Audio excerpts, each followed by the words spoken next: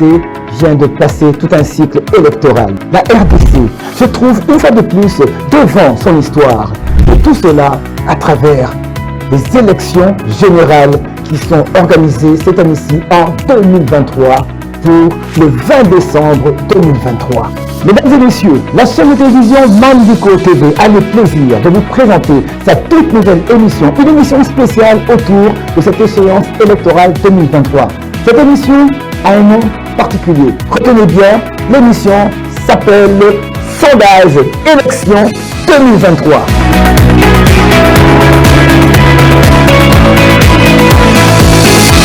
Mesdames et messieurs, vous aurez l'occasion d'être en direct avec vos candidats. Comment ça va se passer? C'est simple, grâce au téléphone, à WhatsApp, à Facebook, à Skype, à Twitter et aussi aux SMS et aux emails. Contactez-nous à toutes ces adresses sur Mandiko Télévision. Tout vous sera communiqué et nous serons en contact parce que l'émission Sondage Élection 2023, c'est en direct. Vous avez postulé, venez expliquer face au peuple en direct et vous faire découvrir qui êtes-vous. C'est uniquement ici sur votre chaîne Mandiko Télévision. Sondage Élection 2023. Les débats seront ouverts ici sur ce plateau. D'un côté, nous aurons des collègues journalistes et d'un autre, nous aurons les différents candidats. Profitez de ce moment que vous offre Mandiko Télévision avec l'émission Sondage Élection 2023. Ne ratez pas notre nouvelle émission tous les jours à partir de 16h sur Mandiko Télévision.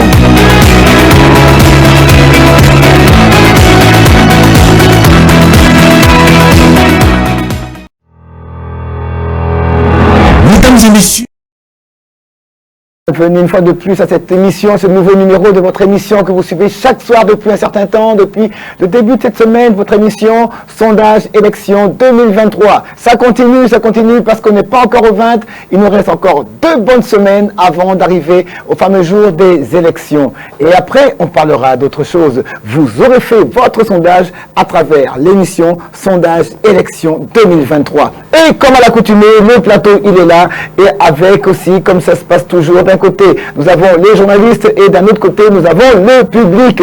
Les questions sont balancées, les réponses sont données et aujourd'hui en particulier, nous aurons un invité. Que dis-je? Une invitée. Parce que ce sera une dame.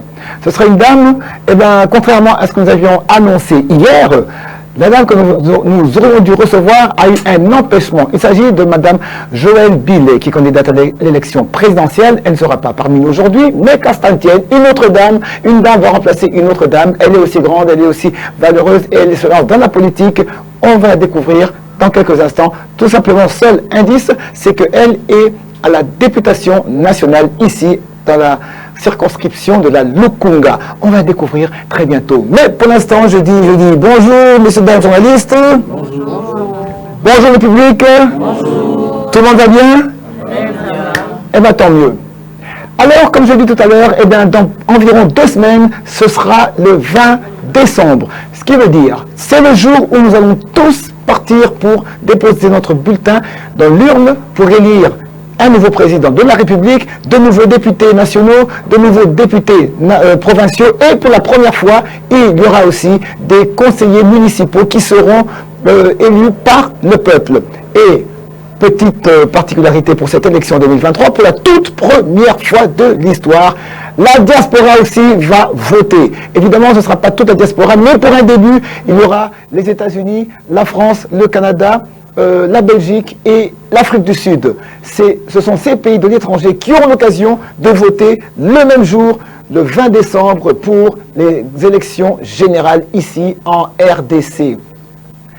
Plusieurs candidats, on le sait déjà, il y a eu des désistements. Le dernier désistement, c'était lundi passé. C'est Delis Sesanga qui est passé dans le camp de Moïse Katumbi. Et de l'autre côté, la course continue. Ces temps-ci, le président de la République, le président sortant, M. Félix Tshisekedi, est en séjour dans sa tournée et dans le Katanga et partout où il passe, il draine des bains de foule. Tout ça, ça fait partie évidemment des élections, de la campagne, élection présidentielle. et tous les candidats aussi, les autres sont aussi dans la course. Les députés, les provinciaux, les communaux aussi sont dans la course. Alors, tout d'abord, on va juste faire un tout léger récap. Je donnerai d'abord la parole à Vini. Peut-il nous faire juste un petit récap avant qu'on lance le décor aujourd'hui avec notre invité? Un petit récap selon ce que toi tu considères maintenant. Comment est-ce que tu vois les élections 2023? Est-ce que l'engouement est comme on a toujours vu en 2006, en 2011, en 2018, 2023? Est-ce que l'engouement est le même? Comment est-ce que tu constates les élections? Merci Arsène pour la parole. C'est qu'il faudrait comprendre que le train d'élection est déjà en marche ici en RDC. La CENI tient mordicus à son programme. Il avait lancé un programme.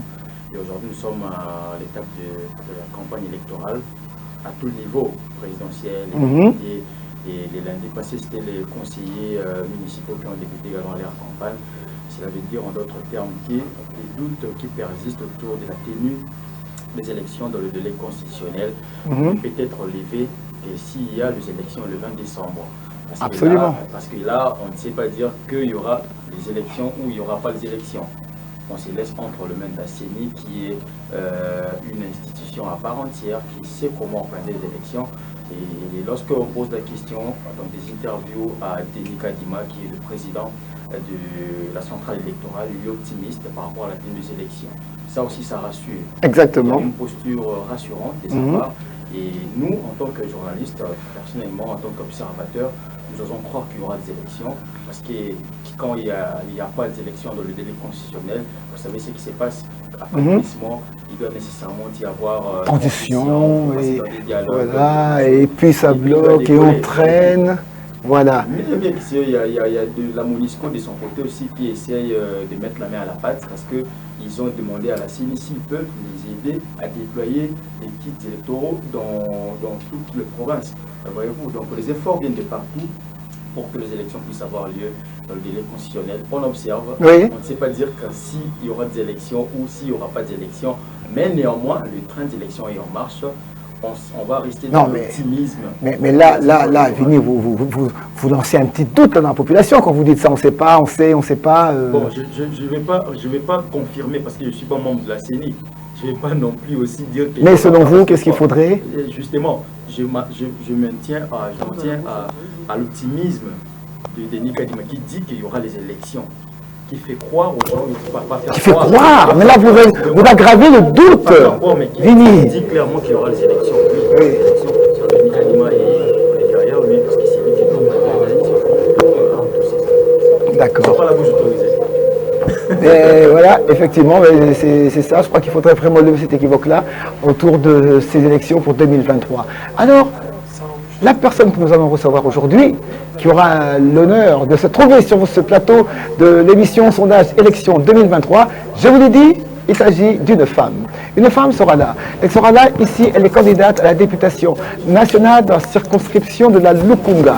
Alors, elle qui sera ici, elle sera installée ici, où l'invité de l'autre jour était aussi avec nous, eh bien, laissez-moi vous donner son nom. Il s'agit de Madame Irène Bissimois Zaina, candidate numéro 224. C'est elle que vous voyez sur vos écrans. Elle est là, elle vient avec un slogan extraordinaire qui dit tout simplement « Une nouvelle classe politique est possible ». Et là voilà, comme ça, dans quelques instants, elle sera sur le plateau. Et de là, on pourra alors continuer directement, savoir si comment est-ce qu'elle pense, qu'est-ce qu'elle veut dire, qu'est-ce qu'elle a, et de comment est-ce que ça va se passer. Comment est-ce que ça va se passer avec elle. On attend dans quelques instants, on va la faire entrer sur le plateau, et avec elle, alors, comme ça se passe toujours à bâton rompu, on va y aller pour alors savoir qu'est-ce qu'elle veut. Pourquoi se lance-t-elle en politique? Mesdames et messieurs, mesdames et messieurs, mesdames et messieurs, je vous présente, mesdames et messieurs, je vous présente Madame Bissimois Zaina Irène qui présente son plateau.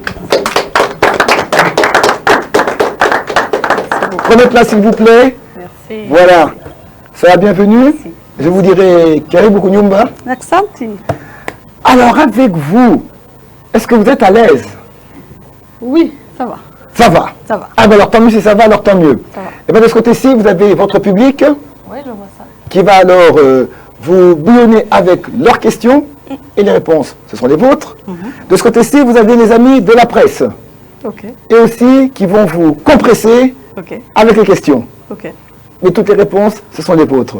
En effet. Alors quand vous dites que tout va bien, eh bien alors tant mieux. Alors, de ce côté-là, vous êtes, je rappelle, vous êtes la candidate numéro 224 En effet. pour la circonscription de la Lukunga, candidate députée nationale. Alors moi, première question que je vais vous poser, vous dites, vous n'avez que votre slogan, j'aime beaucoup votre slogan, il a un côté poétique. Une nouvelle classe politique est possible. Exactement. Alors, une nouvelle classe politique est possible.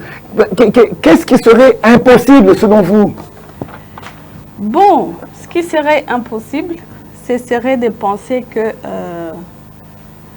Il y a un adage que les gens ont l'habitude de dire, c'est que Yo mutoko bongisa Congo. Ah. Ouais. C'est un peu comme si les gens étaient déjà convaincus que l'essor du Congo était scellé. Et moi, je pense que non. Et c'est D'accord. pour ça que nous parlons de la possibilité d'une nouvelle classe politique. D'accord. Une nouvelle classe politique. Voilà. Et de là, une nouvelle classe politique. Alors, comment doit être cette nouvelle classe politique? Merci. Alors, dans la nouvelle classe politique, on va partir sur des petites choses simples, où on va retrouver des dirigeants qui ont la possibilité d'être et de rester en contact et en proximité avec la base. D'accord. Communément appelée la base, c'est beaucoup plus la population, le D'accord. bas peuple. Alors on va essayer dans cette nouvelle classe politique de rester beaucoup plus en proximité avec cette base, Ok. de manière à ce que l'autorité ou les dirigeants soient à l'écoute de cette population. D'accord. À ce moment-là, vous allez vous rendre compte que cette population ne demande pas beaucoup. Elle ne demande pas beaucoup, elle va vous demander des soins de santé primaires, elle va vous demander à manger. Oui. Nous ne mangeons pas cher, hein. On mange le foufou et les pondous et un peu de poisson. C'est pas beaucoup. Mais il faudrait juste que plus de 100 millions d'habitants congolais aient quand même du foufou, le pondou et un peu de poisson. D'accord. Ça veut dire que cette proximité-là va vous permettre de savoir que vous n'avez pas à aller chercher en Chine les solutions pour la République démocratique du Congo. D'accord. Il suffit d'être en proximité avec ces gens et vous allez vous rendre compte que les choses vont s'améliorer peu à peu. D'accord. Ça, c'est une chose. C'est aussi cette nouvelle classe politique où la population elle-même se sent responsable dans la mesure où c'est elle qui donne le pouvoir à ses dirigés, voyez-vous, enfin à ses dirigeants, disons. Ça veut dire que les citoyens, quand il va aller voter, Oui. il sait que c'est moi qui octroie le pouvoir à cette personne. Oui. Et par ricochet, je suis appelé à contrôler. Le travail. Est-ce que cette Oui. personne est en train d'agir dans mon intérêt? Et si vous vous rendez compte que cette personne n'agit pas dans mon intérêt, vous serez dans l'obligation de sanctionner. C'est à la population de sanctionner. C'est à la population de désigner qui va me diriger, qui ne va pas me diriger. D'accord. Donc c'est cette nouvelle classe politique-là Oui. que nous voulons. D'une part, les dirigeants qui sont en contact avec la population qui est en contact avec les dirigeants. D'accord. Ça crée cette nouvelle classe politique où le développement sera participatif. Bravo. Ça. C'est la définition. Alors là, c'est la définition autour de votre beau slogan qui dit une nouvelle classe politique est possible. Mais alors maintenant, ça, on a compris. Mais est-ce qu'on voudrait maintenant encore mieux comprendre? Qui est Irène Bissimois Zaïna? Irène Bissimois Zaïna, ou j'aime bien dire Bissimois Zaïna. Irène est une Congolaise, des pères et des mères. C'est très important de le souligner. Originaire du Sud Kivu.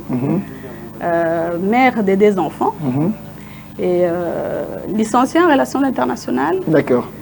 fonctionnaire de l'État depuis 10 années, activiste dans le domaine sociopolitique et candidate À la aux députation élections. nationale. À la députation nationale, Pour la première à fois. Lukunga, pour la toute première D'accord. fois, qui marque un début d'une carrière que j'espère longue et productive. Alors maintenant, 2 questions que je vais vous poser à la fois, c'est-à-dire que qu'est-ce qui vous a poussé à vous lancer en politique et qu'est-ce que vous allez ramener qui n'est pas encore là? Qu'est-ce que la candidate si elle devient députée plus tard, dans un mois environ, si elle devient députée, eh bien, en tant que députée, qu'est-ce que cette personne qu'on appellera l'honorable Bissi-Moi apportera à la nation? Voilà, je le disais d'entrée des jeux, cette proximité. Partout où je suis en train d'entrer en contact avec ma base, je leur promets de revenir. Ça veut dire que quand je suis en train de faire cette promesse à la population, c'est parce que je prends très au sérieux ce que je suis en train de dire. Et ce sera ça, ma petite particularité. Ça veut dire que tout ce que je vais devoir défendre au niveau du Parlement, je souhaiterais que ma base sache ce que je suis en train de faire au quotidien au Parlement et qu'elles arrivent à suivre en même temps que moi. Ça, c'est une particularité et c'est ce que moi, je suis en train de promettre. Et je souhaiterais vraiment que je puisse y arriver. Ça, c'est la première des choses. Et la deuxième des choses, c'est aussi ce dynamisme qui a toujours été mien. J'ai toujours été quelqu'un d'assez motivé. Ça veut dire que quand j'entre dans une démarche, je veux la mener jusqu'au bout. D'accord. Ça veut dire que je n'ai pas l'intention d'aller somnoler au Parlement. Je serai au Parlement pour suivre toutes les questions à la loupe. D'accord. Poser les questions là où il faut le poser. Oui. Et évidemment accompagner tant que je peux. D'accord. Et motivation? Qu'est-ce qui vous a poussé au lanceur politique? Alors, on va dire que les motivations premières sont d'ordre, comment dirais-je, chez les chrétiens ou chez les... Oui, chez les chrétiens. Ils vont dire ça, c'est un appel. D'accord. Je les ressens comme ça, comme un appel. Parce que aussitôt quand j'ai fini avec mes études secondaires, où j'ai fait la commerciale informatique, j'ai voulu faire tout de suite. Enfin, j'ai voulu étudier tout de suite la politique. Ça veut dire que déjà très tôt, je voulais comprendre comment est-ce que et pourquoi est-ce que notre pays ne marche pas comme il faut. Je me dis, mais est-ce qu'il y a quelque chose qui nous manque? Donc il y a ces questionnements-là qui existaient depuis toujours et que nous continuons à chercher des réponses à ces questions. Et c'est parce que je suis convaincue que quand on se pose des questions, on cherche les réponses, on est à même de pouvoir proposer des solutions. Et c'est pour ça que je me propose déjà moi, au départ. Donc c'est ça que vous nous amenez alors de ce côté-là pour alors carrément débattre. Alors on a compris qui est maintenant madame. Vous préférez qu'on dise Bissi-Moi Zaïna Irène. Pourquoi pas l'inverse? Pourquoi pas Irène, Bissi-Moi Zaïna? C'est quoi la différence pour vous? Pour moi, Bissi-Moi, c'est déjà le nom de toute ma famille. D'accord. Il y a toute une grande famille derrière moi. Oui. Et je m'identifie en cette famille-là. D'accord.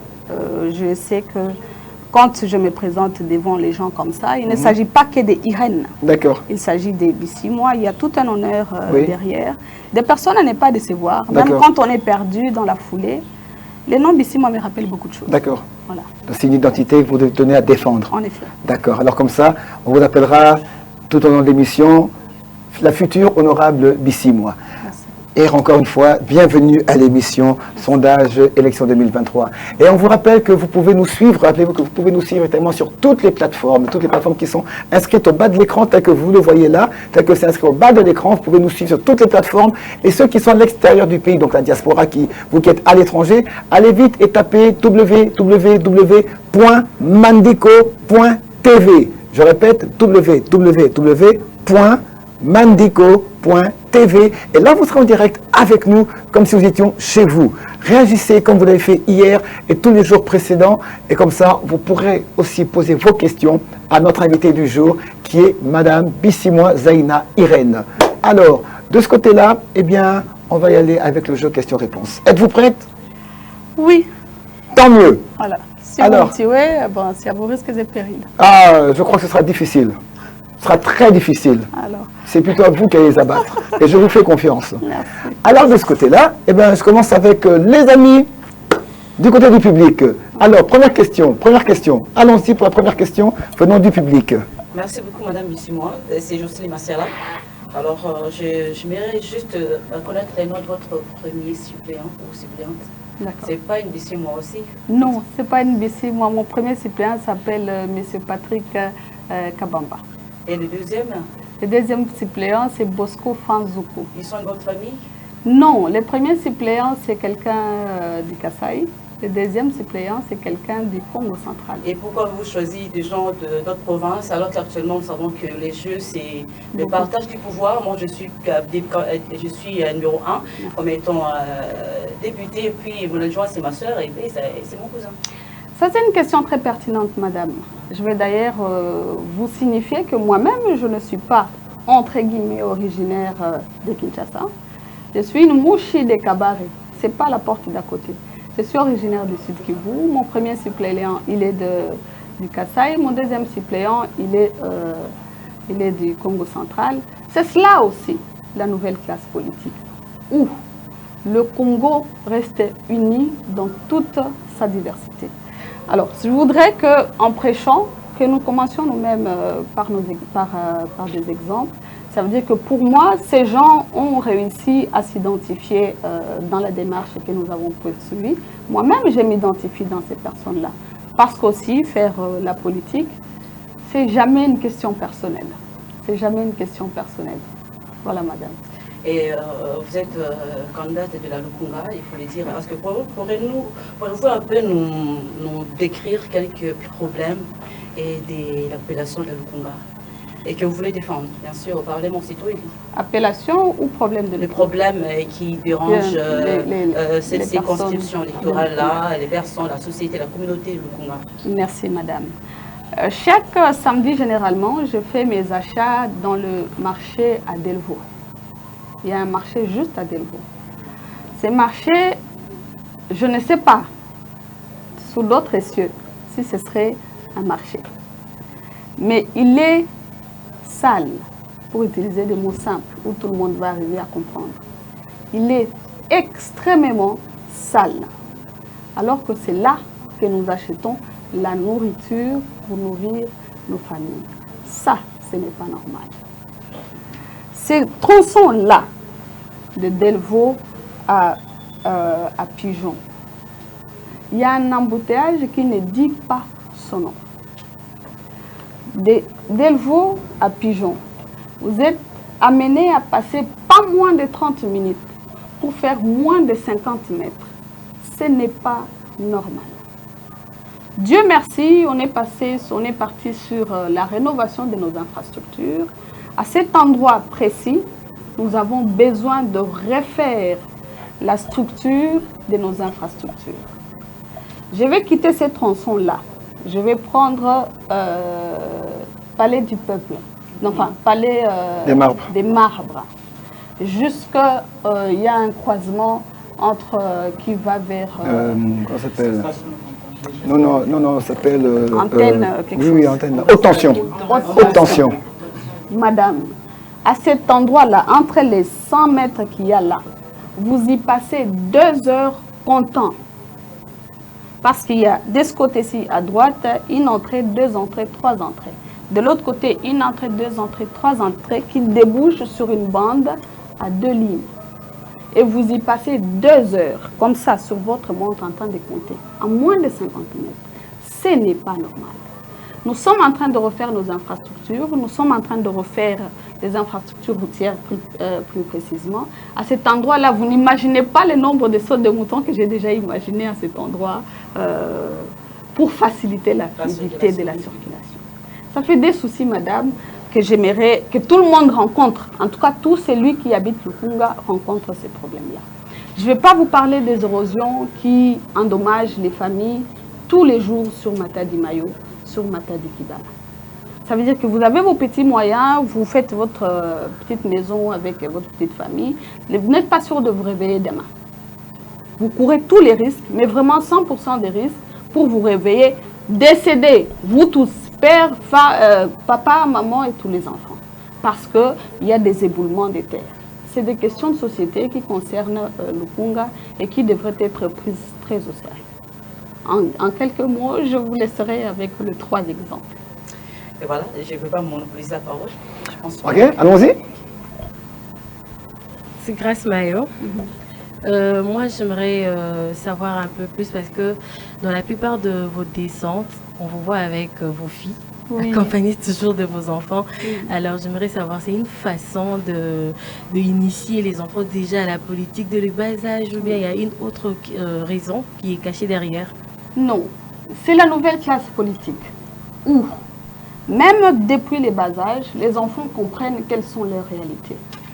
Ce ne seront pas des enfants qui vont aller étudier en Europe et vivre dans les luxes et oublier que là où vivent leurs grands-parents, c'est des endroits où il y a des éboulements de terre. Nous avons besoin que ces enfants-là identifient leurs problèmes.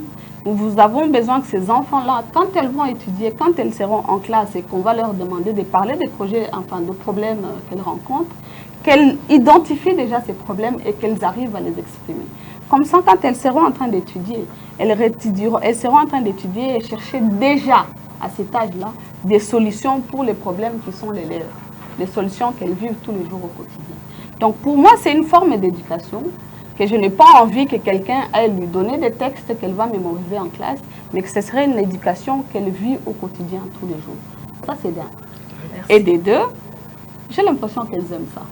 Et quelque part, ça me rassure aussi. Je me dis que je ne suis pas en train de perdre mon temps. Il y a des gens qui m'encouragent, il y a des gens qui croient dans ce que je suis en train de faire. Parfait. Alors maintenant, passons du côté des amis de la presse. Alors, j'envoie la réponse à Madame Ranta. Première question du côté des médias. Voilà, Madame Bissi-Moi Zaïna Irène. Oui. Je vous ai suivi religieusement. Votre présentation, vous aviez dit que vous êtes fonctionnaire de l'État. Vous avez déjà un emploi et vous voulez devenir députée nationale. Pourquoi? Merci, madame. Alors, pour répondre à votre préoccupation, je suis allée faire la fonction publique à dessein. Je voulais d'abord comprendre quels étaient les problèmes de notre pays. Et il n'y avait pas meilleur endroit que la fonction publique. Donc, à peine terminé l'université, je suis entrée dans l'administration publique. Et j'y suis allée dans le seul objectif d'identifier comment est-ce que ça fonctionnait. Et je vous assure, madame, le constat, il était tout simplement chaotique. Et maintenant que j'ai une petite idée de certains de nos problèmes, je me dis, je me propose maintenant, avec les petites connaissances que j'ai, pour proposer maintenant activement des solutions à certains de ces problèmes-là. D'où pas les virages, d'où la suite. Voilà. Parce qu'on voit les avocats, oui, le médecin, oui, quitter leur profession, oui, chercher à devenir député national. Oui. Je me dis, ce sont le 21 000 $, qui attirent, oui, ou c'est une autre passion, oui, une autre façon de montrer son patriotisme. Oui, c'est cela, madame. En fait, il ne faudrait pas que nous soyons des prophètes des malheurs. Il ne faudrait pas que nous voyions le mal partout. Ça, c'est quelque part la prise de conscience, n'est-ce pas? Je suis quelqu'un qui voit généralement les choses positivement. C'est comme ça que moi, je vois les choses.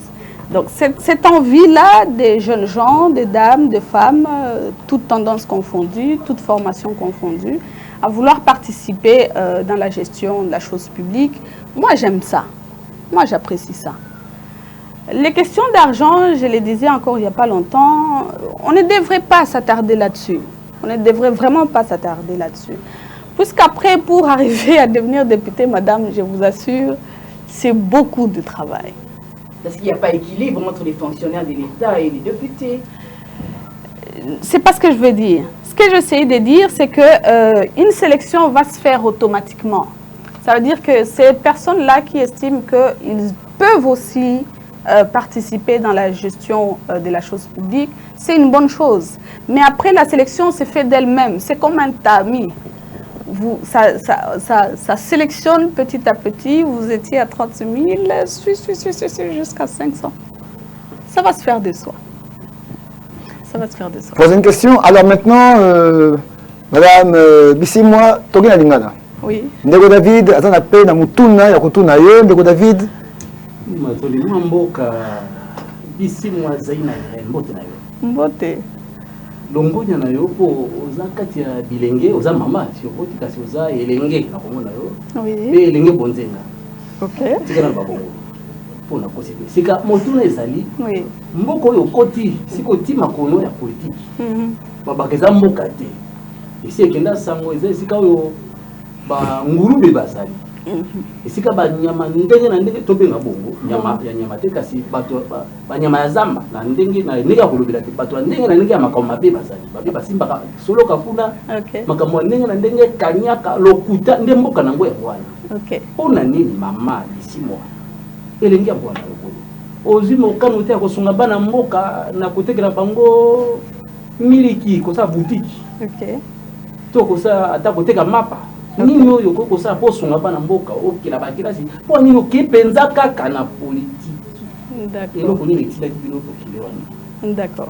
Là, je comprends que vous êtes en train de tester mon niveau de lingala, qui n'est pas qui n'est pas aussi excellent que le vôtre. Bien sûr. Ukipenda mnaweza kujibia Mswahili. Mnaweza kujibia Mswahili, ça fait toujours aussi partie de nos langues nationales. Non, il y a des questions où on ne sait pas, enfin en tout cas personnellement, hein, il y a des questions que je ne sais pas exprimer en aussi bon lingala comme vous le dites. Par exemple, ce qu'il faut expliquer au ponani na lingina kota na politique, ça va être très délicat. Ça va être très délicat en tout cas, que je trouve les bons mots. Mais je venais de le dire, ezali souci oyo, eza katinagai depuis bon mois, non? On va dire ça comme ça. Depuis la 6e classe, je m'étais lancée dans la fonction publique. Fonction publique en Gona Lingala, je ne sais même pas ce que c'est. Voilà. Donc, je ne sais même pas ce que c'est. Donc, c'est pour... j'estime que y a des choses que j'arrive à comprendre aussi facilement, mais aussi après une expérience de 10 années dans la fonction publique, on arrive à comprendre certaines questions et on se propose, en tout cas en ce qui me concerne, de pouvoir apporter des solutions sur certaines choses. Il y a les questions, par exemple, d'ordre de la fonction publique. En lingala, ça, je ne saurais pas vous expliquer. Je sais qu'il y a un pléthore. Oui, merci. J'apprendrai, ne vous en faites pas, j'apprendrai. Donc, les questions qui concernent la fonction publique, par exemple, ce sont des questions qui concernent beaucoup beaucoup de nos compatriotes. Aujourd'hui, on retrouve un pléthore au niveau de l'administration publique, mais des pléthores inefficaces. Inefficaces, pourquoi? Parce que moi-même, je viens de passer 10 ans dans l'administration publique où les agents arrivent au travail à 10 heures pour repartir à 12 heures. Alors qu'ils sont payés chaque mois. Évidemment, c'est un salaire insignifiant, mais ça consomme quand même le budget de l'État. Alors, qu'est-ce que nous pensons que nous pouvons proposer sur cette question-là? C'est de se dire, voir dans quelle mesure décentraliser l'administration publique. Toute notre administration publique actuellement est dirigée au niveau de la fonction publique et ça alourdit considérablement le système politique.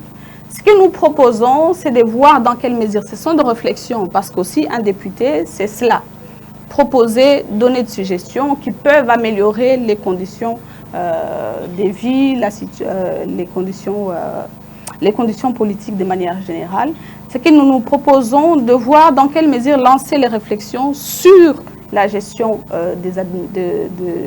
des fonctionnaires de l'État, de manière à les rendre beaucoup plus efficaces. C'est-à-dire quoi?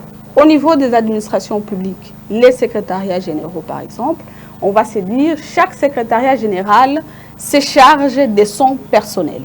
Il se charge du recrutement de ses agents, il se charge du suivi des carrières de ses agents, il se charge de les envoyer en retraite.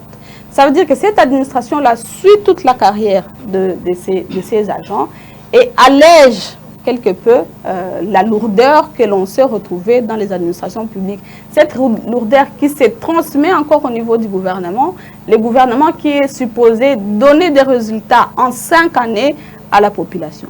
vous allez trouver une suite logique qui demande d'être nettoyée à beaucoup de niveaux. Ces choses ici, je ne sais pas les dire en lingala, même pas en swahili. Voilà, merci beaucoup pour l'élément de réponse. Alors, Maman Bijou. Oui, bonjour honorable, encore une fois de plus. Vous avez épinglé déjà la réponse à la question que j'allais poser, mais néanmoins, vous pouvez répéter pour éclairer l'opinion publique, parce qu'il y a beaucoup de gens qui ne connaissent pas vraiment le rôle d'un député. Parce qu'on voit souvent, même dans nos télévisions, non, Bali Kosei la biso banzela, Basai la kibiso bapon, Bapesa kibiso mabuta bakei, câble à courant, oui, parce que depuis les années 2006, lors des différentes campagnes électorales, on a vu ça. Un député qui vient, il arrange par exemple, il met les câbles électriques dans une cabine de courant pour que la population de son coin puisse bénéficier. Et quand il est élu une fois, il disparaît. Alors c'est parmi les attributions d'un député.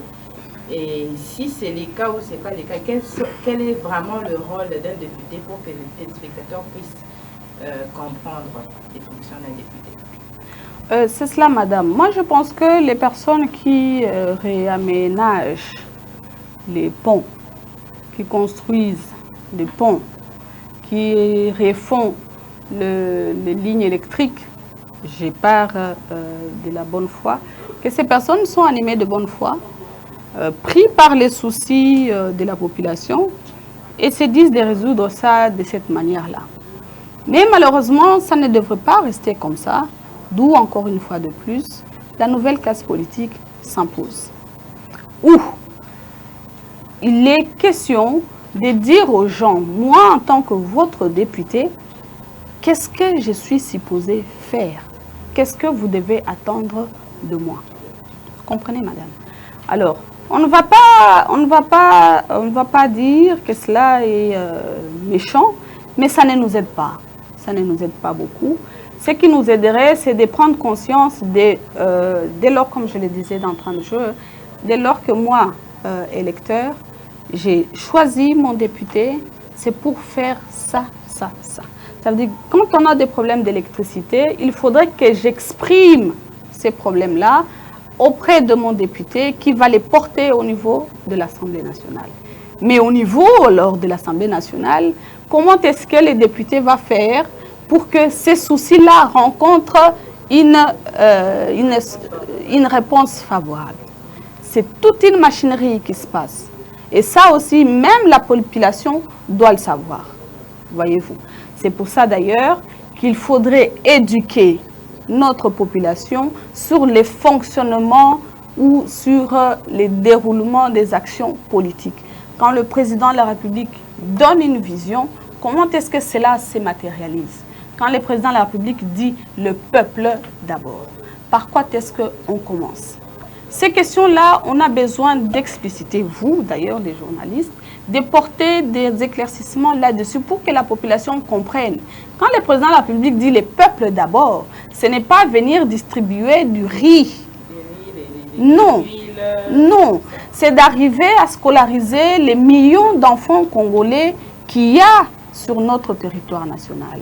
C'est arriver à accorder les soins de santé aux millions de Congolais que nous avons sur le territoire national. C'est arriver à sécuriser les millions de Congolais qu'il y a sur le territoire national. C'est arriver à unifier notre population. Ça veut dire que toutes les actions que Monsieur le Président va faire vont avoir pour intérêt de rencontrer les préoccupations du peuple. Alors à ce moment-là, on parlait du peuple d'abord. Aujourd'hui, le président de la République est en train de marcher avec un slogan, l'unité, la sécurité et la prospérité. Tout se résume en ça. Et nous, nous avons l'obligation d'expliquer à cette petite, à la base, la petite population, sur ce que cela signifie réellement et ce que, comment est-ce que ça doit se matérialiser. Fini. Merci madame. Ici moi, Zaïna Irène, comme vous voulez très bien. Merci. Et félicitations pour votre candidature. Vous avez de l'énergie, c'est important. Et j'ai une question. En suivant bien évidemment l'expérience professionnelle, vous avez été conseillère au sein du ministre des Transports et de Communication, mais vous êtes passé de cabinet en cabinet. Déjà dans l'esprit et dans la configuration, vous étiez gestionnaire. Mais un député national, ce n'est pas un gestionnaire, c'est un représentant. Ces shifts-là, comment expliquez-vous ces changements d'équité des gestionnaires ou représentants? Quel était l'élément motivateur pour qu'il y ait ces changements? Pas du tout brusque. Non, je vais vous aider. Les députés nationaux, je le disais dans un petit texte que je rédigeais, se doit d'avoir les capacités managériales. Qu'est-ce que le député va manager? Vous ne pouvez pas vous réveiller un bon matin, vous décidez de devenir un député national. L'essence managériale s'effectue où? Vous êtes président de l'Assemblée nationale. Vous devez gérer 500 intellectuels, congolais de surcroît. Ça veut dire qu'imaginez un peu toute la diversité. Hein? Vous n'allez pas vous prévaloir d'autant de capacités, d'autant de pouvoir si vous n'avez pas les capacités managériales. Vous devez gérer toute une administration de toute une république. Il faut des capacités managériales. Il y a toute une administration qui se passe derrière la rédaction d'un texte de loi. Il y a des équipes, des bureaux qui fonctionnent, qui font de recherche. En principe, chaque député doit avoir un bureau d'études où il gère du personnel qui sont supposés être chaque jour en contact avec la population, où il y a des questions sociales qu'il faut relever, chercher de propositions, les examiner, ensuite les transmettre en écriture, ensuite les défendre devant vos compères. C'est toute une administration qui se passe. Et effectivement, il faut avoir ces compétences-là de gestionnaire. Il faut avoir les nerfs pour savoir écouter tout ce qui sort de la bouche des gens sans que cela ne vous affecte. Il faut de l'expérience pour savoir prendre les bonnes décisions au bon moment, parce que aussi vous allez avoir de la pression venant de partout. Vous êtes sur une position, mais au sein de votre regroupement ou votre parti politique, on dit non, vous n'allez pas défendre ça, vous allez défendre autre chose. Comment vous gérez tout ça? Ça veut dire que quelque part, vous avez besoin d'avoir des atouts un très bon manager. Donc cette étape-là vous a permis de bien en vous effet. lancer dans la députation. En effet. Voilà, je crois que c'est clair. Alors, on va encore faire 2 questions du public et puis après on va passer à quelque chose d'autre. Allons-y. Ah oui, vas-y.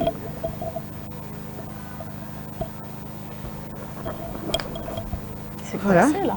Moi, c'est Nancy Mafuta. Merci beaucoup à Madame Irène Bissimois. Alors, vous venez d'énumérer 3 points concernant l'aide, la sécurité, ainsi de suite. Alors, la population congolaise est à bout de souffle par rapport à ces genres de messages. Quel est vraiment votre... comment est-ce que vous envisagez convaincre la population congolaise à vous voter? Oui, c'est tout à fait normal que la population soit à bout de souffle. C'est avec beaucoup de respect d'ailleurs que je porte ces fardeaux sur moi. Mais dans les laboureurs et ses enfants, on dit creuser, fouiller, bêcher, ne laisser nulle part où la main ne passe et repasse. Dans la quête de la prospérité, nous sommes appelés à creuser, à fouiller, à bêcher. Donc à mes compatriotes, je veux tout simplement demander de garder espoir et de continuer à travailler lourdement. Ce que le président de la République n'arrivera pas à faire, la prospérité va le faire. D'autres vont continuer. Mais nous devons rester dans cette logique de la recherche et du travail. Mais vous changez vos comportements une fois élu. C'est ça le problème, c'est ça le nœud du problème. Madame, j'ai toujours l'habitude de dire que nous entrons en politique avec ce que nous avons. Nous entrons en politique avec ce que nous sommes. Si moi, Irène Bissimois Zaïna, que je suis voleuse, si j'ai déjà volé dans le passé, de toute évidence, je veux voler quand je serai au Parlement. Mais si je n'ai jamais volé, je vais devoir réfléchir à plusieurs reprises avant de voler quand je serai au Parlement. D'où il est important à nos compatriotes de savoir sur qui ils posent leurs doigts sur la machine à voter. C'est très important. Prenez le soin, autant mieux ne pas voter que de voter les yeux fermés. Vous comprenez, madame? Donc changer, dire que non, quand on arrive au Parlement, on change. Non, on reste ce qu'on est. On reste ce qu'on est. Mais après, il faut dire aussi qu'on n'a pas aussi toute la liberté quand on était simple citoyen. Que quand on est au Parlement, là, on représente tout un peuple derrière soi. On se doit un peu de responsabilité, un peu de tenue. Donc, c'est tout à fait normal que certaines choses, surtout dans les agendas, changent. Alors, j'ai juste une demande. Un message clé pour convaincre à ceux-là. Il y a certaines personnes qui ont décidé de ne plus voter, vu la déception du comportement politique. Alors, un message clé qui peut convaincre à ceux-là de changer leur décision. Et à moi qui est de Lukunga, de vous voter. Oui. Madame, je poserai la question à mes compatriotes de savoir, quand vous décidez de ne plus voter, à qui laissez-vous les devoirs, je pèse bien mes mots, à qui laissez-vous ces devoirs-là patriotiques de voter? Dès lors que vous, conscient, vous dites désormais je ne voterai plus, d'accord, mais à qui laissez-vous la responsabilité de votre pays, de votre vie, puisque c'est de ça qu'il s'agit en fin de compte. Madame, il faut toujours voter. Toujours voter. En 2 mots simples, on dit entre 2 mots, on choisit le moindre. Il faut toujours trouver une raison pour porter son choix sur quelqu'un. En ce qui me concerne, à l'extérieur, je vais essayer de vous convaincre. Merci beaucoup, Madame Irène. Une dernière question? Encore une question? Oui? Non? Non? Oui? Ah, tu as encore une question? Ok. Je reviens à vous. Ouais. Alors, comment reconnaître les vrais, les bons députés qu'il faut voter? Vous venez de Pengler ici, il faut maintenant. Comment reconnaître les bons? C'est avec quel genre de discours, avec quel genre de geste? Peut-être qu'il y a les bons députés qu'on doit voter, ils doivent sourire, bien, ils doivent donner l'argent, d'autres dans des polos. Parler bien français. Voilà. Selon vous. Selon moi... Pour orienter la population. Merci. Selon moi, il faut, j'ai dit même avec aux équipes qui m'accompagnent, n'allez pas chercher les électeurs là où vous ne connaissez pas. Regardez dans votre entourage. Ton frère, ta soeur qui te respecte. Tes amis avec qui vous partagez des choses en commun. Des gens avec qui vous pouvez dîner, avec qui vous pouvez échanger. Ces gens-là vous connaissent déjà. Ces gens-là connaissent déjà quelles sont vos valeurs. Quand moi, mon amie Rose, que je cite comme ça, va essayer de parler de moi dans son entourage, les personnes telles qu'ils connaissent Rose vont faire confiance à Rose et vont dire non, Rose c'est généralement une personne sérieuse, elle ne peut pas m'apporter une personne qui n'est pas sérieuse. Et ça se passe comme ça, comprenez. Donc l'électorat se construit sur les relations humaines que vous entretenez tous les jours. Et c'est pour ça que la campagne ne sert pas à chercher les électeurs, elle sert à consolider une vision, un programme que vous êtes en train de proposer à votre électorat. Mais votre électorat doit être votre entourage, des personnes que vous connaissez, ou du moins leur relation. Ça veut dire que l'ami de mon ami est mon ami. Ici, c'est l'ami de mon ami et mon électeur. À vous entendre comme si vous êtes contre ces citoyens-là, vivant par exemple à Kisangani, mais qui veulent postuler par exemple à Lukunga, alors qu'ils n'ont jamais vécu à Lukunga, ils ne connaissent pas les véritables problèmes de cette communauté-là. Vous êtes contre, alors que vous-même, vous venez vous avez fait longtemps le Congo, vous venez aussi d'arriver. Voilà. Je suis à Kinshasa depuis 2013. Merci. Je viens de passer 10 années à Lukunga. Et quand j'ai pris la décision de me présenter aux élections, il ne m'est pas passé à l'esprit un seul instant de rentrer dans mon village, dans la taille. Il n'y en aura pas un jour que vous postulez au village. Je réponds d'abord à la première question. Merci. Donc, il ne m'était pas venu à l'esprit l'idée de rentrer à Bukavu pour me présenter, sachant que toute ma famille se trouve là-bas. Mais ce que j'ai vu au quotidien, je le vis à Lukunga. Vous comprenez? Alors, à ceux-là qui se présentent dans des circonscriptions où ils ne vivent pas, on dit sur les chemins de l'apprentissage, il y a des hauts et des bas. au Betamabaku et puis au Télémi, ainsi de suite. Le processus de la démocratie, elle est comme ça. Petit à petit, les gens vont apprendre que non, on n'est pas obligé de rentrer chez soi pour se présenter. Petit à petit, les gens vont comprendre que non, une mouchi de Kabare peut très bien se présenter à Lukunga et peut très bien se faire entendre. Alors, est-ce que dans l'avenir, je rentrerai à Bukavu pour me présenter? Ça, je ne sais pas. On est ensemble. On y reviendra, effectivement. L'avenir nous le dira. Voilà. Alors maintenant, eh bien, effectivement, voilà, je vous rappelle, nous sommes avec, j'allais dire le candidat, non, la candidate numéro 224 pour la circonscription de la Lukunga. C'est Madame Bissimois Zaina Irène qui est ici avec nous. Vous la voyez sur vos écrans.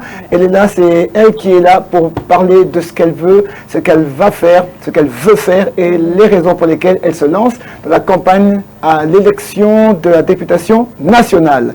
Mais ce n'est pas tout. Pour mieux vous connaître, mieux vous comprendre, eh bien, j'ai toujours dit que mieux vaut une belle image qu'un beau discours. Alors, à travers les images que nous allons vous proposer, eh ben, c'est une action que vous avez posée il y a quelque temps. Vous nous en direz un peu plus tout à l'heure. Mais avant de faire le commentaire, eh ben, on va d'abord suivre cette image-ci. Il s'agit de la caravane de la DGN au camp Kokolo. Oui, il y a une année de cela. Il y a une année de cela. Alors, sans faire de commentaire, la DGN, qu'est-ce que c'est?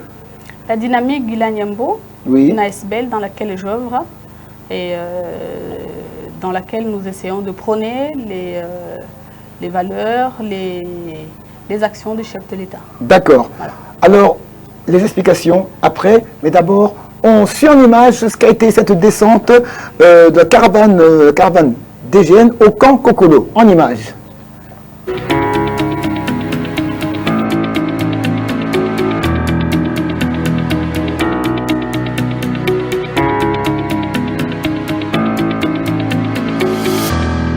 C'est la dynamique Guilanyambo. Nous sommes une association œuvrant en République démocratique du Congo. Dans nos actions sociales, comme nous avons l'habitude de le faire, nous assistons la population congolaise. Nous sommes plantés dans plusieurs villes au niveau de la République démocratique du Congo. Si nous sommes ici aujourd'hui, c'est parmi l'une de nos actions sociales que nous avons l'habitude de mener. Aujourd'hui, nous savons tous que notre armée est en train de traverser des périodes de troubles. Il était important que nous, en tant que peuple congolais, nous puissions manifester notre soutien et notre amour patriotique à ces militaires qui sont en train de travailler pour le pays. C'est notre présence ici, c'est pour ça que nous sommes venus encourager ces dames avec les quelques vivres que nous avons pu réunir dans notre association. Les personnes que vous avez vues marcher sur les artères de la ville, c'est des personnes qui sont venues de tous les 4 districts de la ville de Kinshasa. Nous avons mobilisé plus de 1000 personnes pour pouvoir marcher et, comme je suis en train de dire, soutenir notre armée. Nous avons l'intention de prouver à notre armée qu'ils ne sont pas seuls, que nous sommes derrière eux, que la population congolaise est en train de les soutenir. Nous, c'est la dynamique Guilanyambo.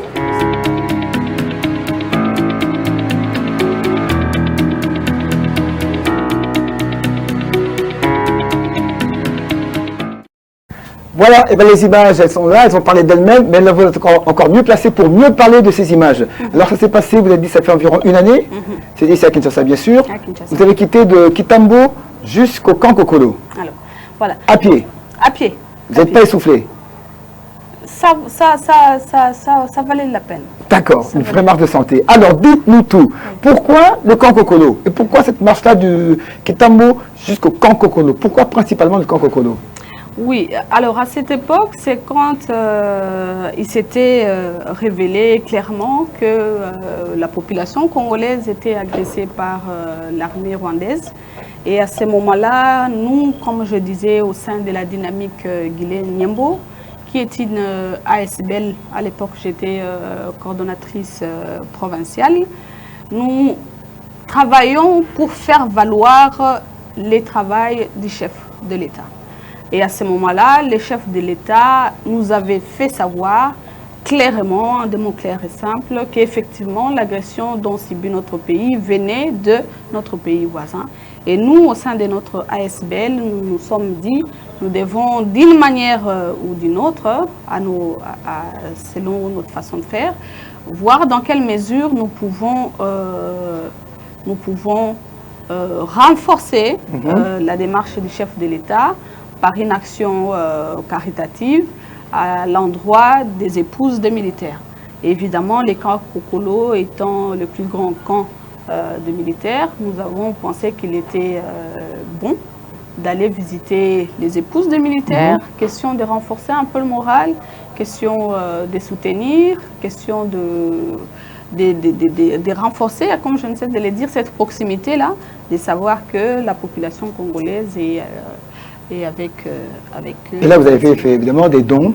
Oui, effectivement, on a rassemblé quelques vivres au sein de l'ASBL et nous sommes allés voir les dames au niveau du camp Kokolo. Mais nous avons voulu marcher pour faire sentir ces soucis et cette unité pour contrer toute personne qui essayerait de s'en prendre à notre territoire national, d'où l'intérêt de la marche. Oui. Évidemment, c'était un long trajet, mais qui en valait la peine puisqu'il était question de se faire voir. D'accord. Voilà. Le message est passé. Oui. D'accord. Alors comme ça, pour passer à la suite des images, eh bien, on va passer une question, alors juste une du côté du public, du côté des journalistes. Je commence du côté des journalistes. Qui prend la parole pour la question? Vini a pris le pouvoir. Vous avez parlé tantôt de la consolidation de l'électorat et vous œuvrez dans une dynamique qui est la dynamique Guinée-Niembo, associée également au regroupement politique Action Tibet pour la bonne gouvernance. Mais au départ, par rapport à vos expériences, parce que j'ai eu le temps de lire ce que vous avez fait, vous avez cette facilité-là de communier avec la population. En quoi la dynamique Guinée-Niembo ainsi que le regroupement politique vous sert d'appui lorsqu'il s'agit peut-être de vrai sur le terrain en tant que femme engagée dans la politique? Est-ce que ça se limite tellement au côté financier ou bien comment cette appui-là s'organise pour que vous, ainsi que votre base, vous sentez que je fais partie d'un regroupement politique et d'une ASBL qui est vraiment dans le soutien derrière moi? Voilà.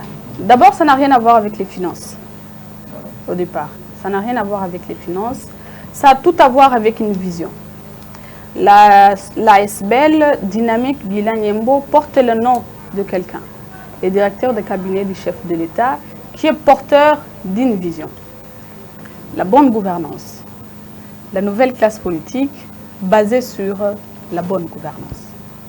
Alors, dès lors que j'ai compris que la vision de monsieur le directeur de cabinet du chef de l'État c'est basé sur la bonne gouvernance. Moi qui, d'une part, étais à la recherche de solutions pour mon pays, qui semblait ne pas trouver de voies pour s'en sortir, je savais déjà au départ que la bonne gouvernance faisait partie des clés. Et tout de suite, j'ai adhéré à ces combats-là et je me suis dit, voilà là où moi aussi je veux me battre.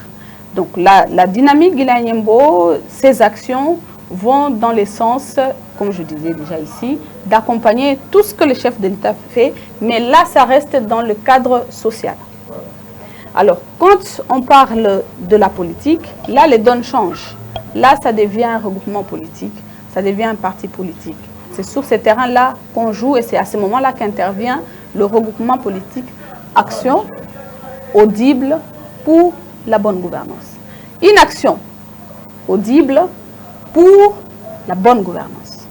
Ça veut dire que tout ce que nous allons mener comme action, cela doit être vu et entendu par la population et basé évidemment sur une bonne gouvernance. Parce que toute bonne gouvernance, quand on entend gouvernance, bonne gouvernance, on entend management, on entend programme, on entend projet. Et quand on entend projet, on voit les dates, les acteurs, les objectifs et les évaluations. Ça veut dire que c'est toute une machine qui est mise en marche et qui doit avoir de résultats qu'on arrive à entendre. Mais entendre comment? Quand vous allez apprendre que non, je ne sais pas moi, aujourd'hui, il y a 50% de la population congolaise qui est maintenant instruite ou qui ont accès à l'éducation, on va en parler, surtout vous le média. Voilà, surtout vous le média, vous aimez bien raconter des histoires. Donc vous allez raconter des histoires, vous allez entendre parler de nous. Et pour nous, nous aimerions que nos actions soient audibles au niveau de la population. Et effectivement, ces actions-là seront basées sur le principe de la bonne gouvernance. En quelques mots, c'est un peu ça les liens à faire. D'accord. Maintenant, deuxième question, juste avant qu'on passe alors au deuxième reportage, question du public. Ok, merci. Allez-y, votre livre. Hein. Nous sommes en démocratie. Merci. Madame, vous êtes avec le militaire. Quels sont les soucis que vous avez pu récolter après vos échanges avec les femmes militaires? Merci infiniment de me poser cette question. Vous savez, les femmes des militaires, c'est un électorat, un très grand électorat. Quand je suis en contact avec ces femmes, elles me disent qu'elles aimeraient avoir des fonds pour les femmes militaires. Elles aimeraient avoir des projets menés à l'attention de femmes et enfants de militaires. Elles aimeraient avoir un cimetière pour le militaire, parce que dans toute la République démocratique du Congo, il n'y a pas de cimetière pour le militaire.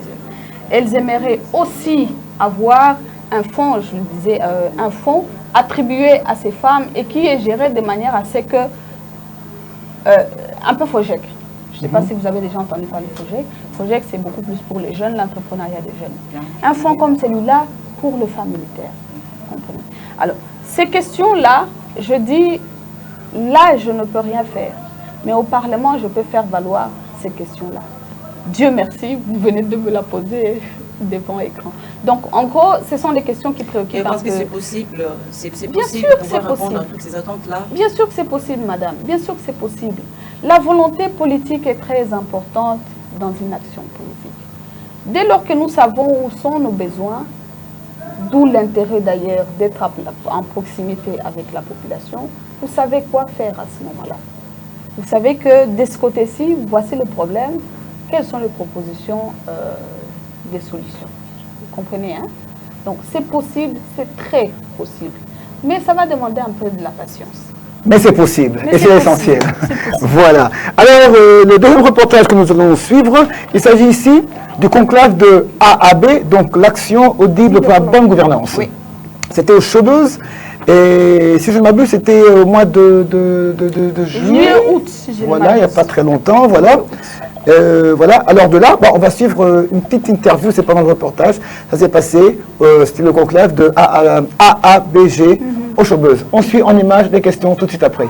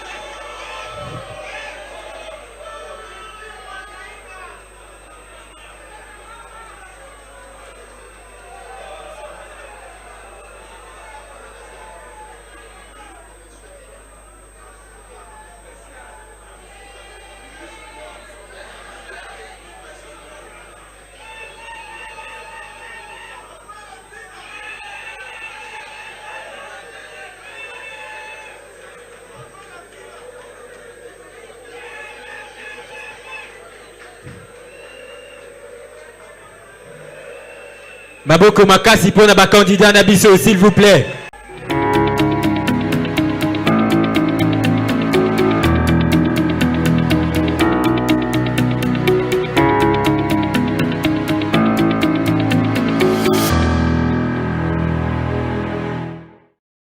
Alors voilà, et ben on va le suivre cette image, et oui, c'était ça, c'était au Chaubeuse, c'était justement la remise, ça s'est passé au Chaubeuse, c'était au mois de juillet, pour la remise alors des attributs du parti, je pense, de la plateforme. C'est un parti, c'est une plateforme? Un regroupement politique. Un regroupement politique, AABG, là c'était la remise des attributs, là c'est la fin de la cérémonie? Non, on était en train de consacrer nos députés. Ah Nos d'accord, candidats députés. d'accord, En commençant par le premier candidat, Oui. qui est le président de la République. oui, Action audible pour la bonne gouvernance, qui se veut travailler aux côtés et pour le président de la République, avait décidé d'effectivement travailler pour la réélection du D'accord. président de la République et bien entendu lui accorder une majorité parlementaire en alignant le plus possible de députés nationaux, provinciaux. Oui, d'accord. D'où, et là évidemment, là c'est le conclave, le prochain conclave dans une année sûrement. En effet. Voilà, c'est passe une fois par an. Alors, questions et avis du public. Oui, une question du public? Bien, madame, je peux dire honorable, Bissimo Zaina, vous êtes candidate députée de la Lukunga. Déjà, la Lukunga, c'est une circonscription qui compte beaucoup de communes et c'est parmi les grandes communes de la RDC, je peux dire de Kinshasa. Combien de communes ou des quartiers avez-vous déjà visité pour récolter des soucis? Parce que je prends l'exemple de la commune de Ngalema, et compte beaucoup de quartiers, je ne sais pas, vous avez visité combien de quartiers et combien de communes déjà de la Lukunga avez-vous déjà visité?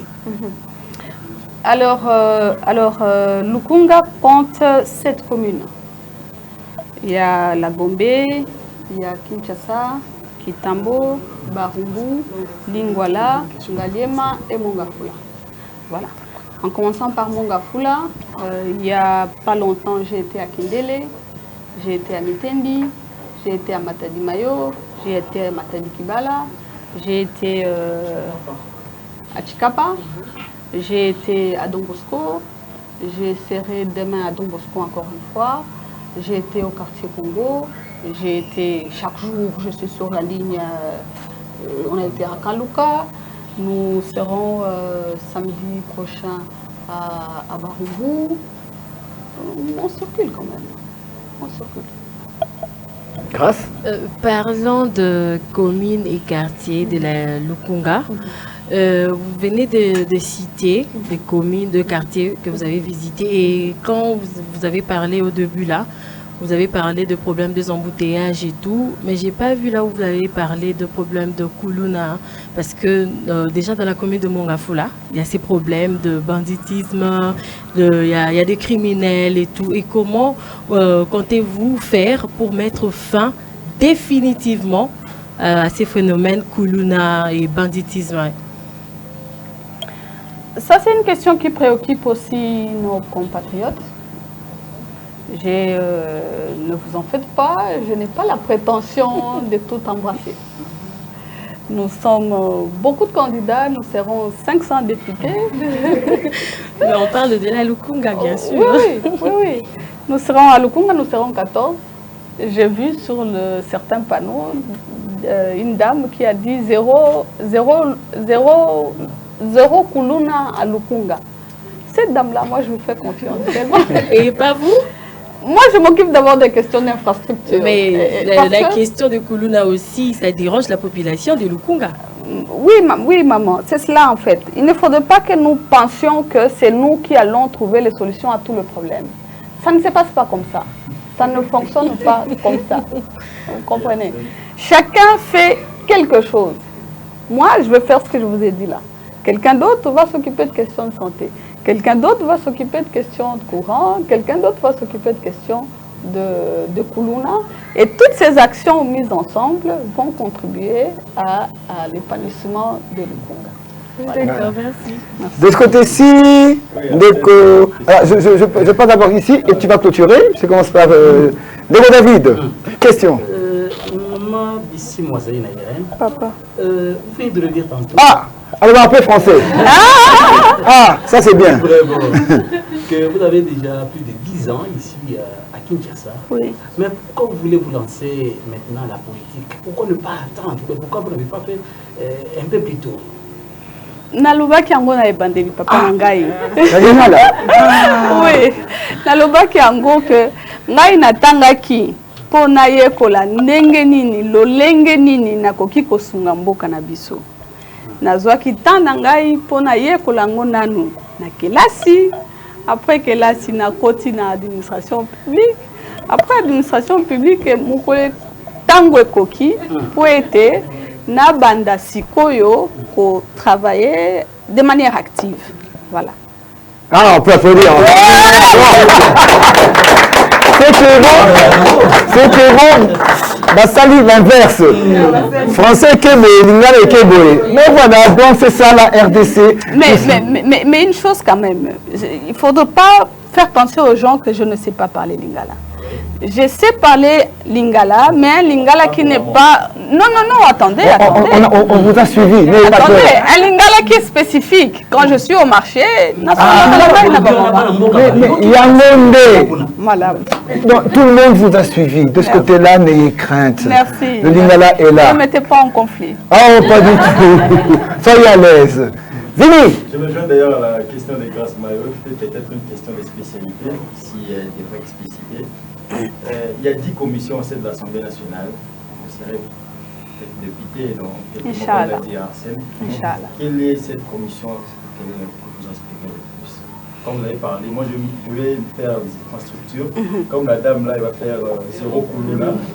Quelle est cette commission dont Madame Bissimo Zaïna Irène aspire le plus? Voilà. On doit d'abord spécifier à nos téléspectateurs qu'au niveau du Parlement, les députés fonctionnent au sein des commissions. Et il y a différentes commissions. Une commission qui se charge des questions environnementales, une question qui se charge des questions administratives, politiques et juridiques, des questions sociales, des questions militaires, questions finances, économie, ainsi de suite. Et moi, il y a les questions d'infrastructure et aménagement du territoire qui me concernent particulièrement. C'est pour ça qu'au départ, je parlais de la question de route.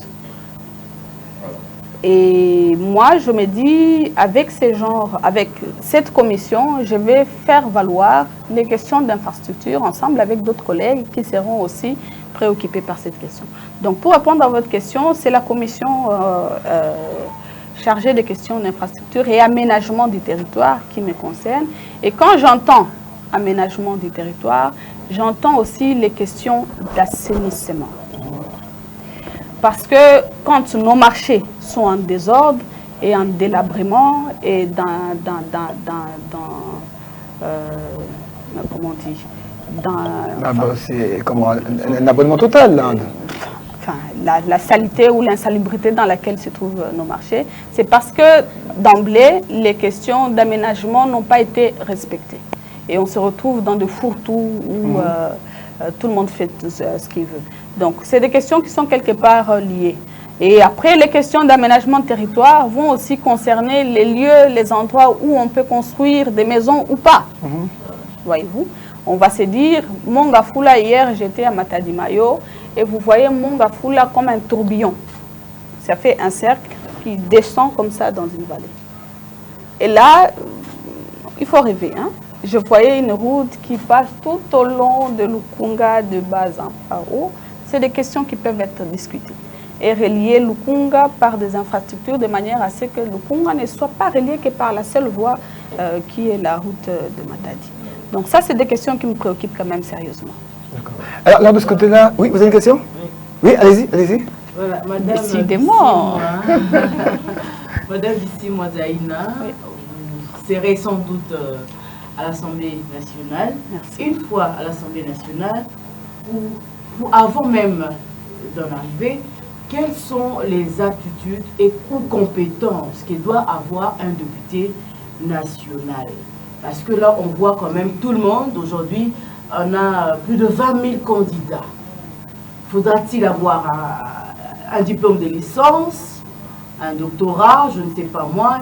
Tout ça là, c'est quand même vos électeurs doivent connaître pour savoir qui vont le représenter. Parce qu'on a vu dernièrement, ce n'est pas un secret, de photos qui circulent sur les réseaux sociaux, on voit les représentants du peuple en train de dormir.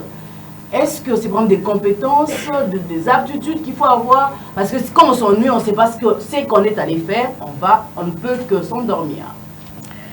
La première des choses, madame, je dirais, c'est d'avoir le respect pour la fonction. C'est-à-dire que quand vous décidez d'aller travailler pour 100 millions d'habitants, il faut peser. Il faut peser la responsabilité que cela implique. Donc, avoir le respect pour la fonction. Personnellement, j'ai beaucoup de respect pour la fonction, pour l'administration publique, pour toutes les questions qui concernent l'État. Ma chère, je ne me vois jamais porter des propos condescendants sur la personne du président de la République. Mais je vois les gens au plateau en train d'insulter. Nous sommes en démocratie. Ça n'a rien à voir, madame. Ça n'a rien à voir. Vous pouvez critiquer, vous pouvez commenter, mais avec sans condescendance, comme on dit. Okay? Donc il faut respecter les fonctions publiques de manière générale, y compris la fonction du député national. Donc de un, avoir le respect pour la fonction. Ça c'est dingue. De deux, les textes prévoient que pour être député national, il faut avoir un niveau d'études. Ce n'est pas Bissimois qui le dit, c'est les textes. La Constitution prévoit qu'il faut avoir un diplôme de licence, il faut avoir, et plus, et une maîtrise, il faut avoir une expérience professionnelle de 5 ans ou plus dans le domaine administratif, politico-administratif. Il faut avoir la nationalité congolaise. Je ne sais pas pourquoi on doit polémiquer là-dessus. On dit qu'il faut être congolais pour défendre les Congolais. Ça va de soi, c'est tout à fait naturel. Donc si moi je ne suis pas congolaise, je ne vois pas pourquoi je vais me prévaloir d'aller défendre les droits de Congolais. Alors la loi prévoit également que qu'on ait un casier judiciaire. Parlons-en du casier judiciaire. Je disais tantôt ici, on entre en politique avec ce qu'on est, ce qu'on a. D'où la question de casier judiciaire. Si tu étais un voleur, vous n'avez pas le droit, c'est la Constitution qui le dit, d'entrer au Parlement parce que votre casier judiciaire est déjà sali. C'est pas Bissimois qui dit ça. Bissimois dit la Constitution prévoit d'avoir un casier judiciaire qui soit vide. Donc il y a des textes qui sont déjà bien établis là-dessus. Mais en plus de ça, je pense aussi qu'une bonne connaissance du fonctionnement du système administratif est un atout. Et du rôle même. Oui, oui, parce que malgré toute la bonne volonté que l'on puisse avoir, si vous ne savez pas comment canaliser vos actions, vous allez vous retrouver à faire ou aller à l'encontre des textes. Et ça pose un autre problème qu'il faut encore résoudre. D'où l'intérêt d'avoir des connaissances sur le fonctionnement du système politique, l'administration, le gouvernement, tout ça, comment ça fonctionne. Qu'est-ce qu'un secrétariat général? Comment fonctionne un secrétariat général? Qu'est-ce qu'un cabinet politique? Comment fonctionne un cabinet politique? C'est des questions, c'est des atouts. Il faut avoir des compétences en management parce que vous serez amené à manager beaucoup de questions qui plus est concernent des millions et des millions d'habitants. Il faut avoir des compétences managériales. Il faut avoir les capacités, comment dirais-je, il faut être politique. Oui, je cherche les bons mots. Je cherche les bons mots parce que les gens ont tendance aussi à dénaturer être politique. Il faut avoir la perspicacité. Ça veut dire quoi? Vous comprenez vite et vous agissez vite. C'est des questions de société. Vous êtes parlementaire, le président de la République a besoin d'une réponse sur une question. Tout de suite, vous n'allez pas aller dire « je ne sais pas ce qu'on a Salanine ». Non, non, non.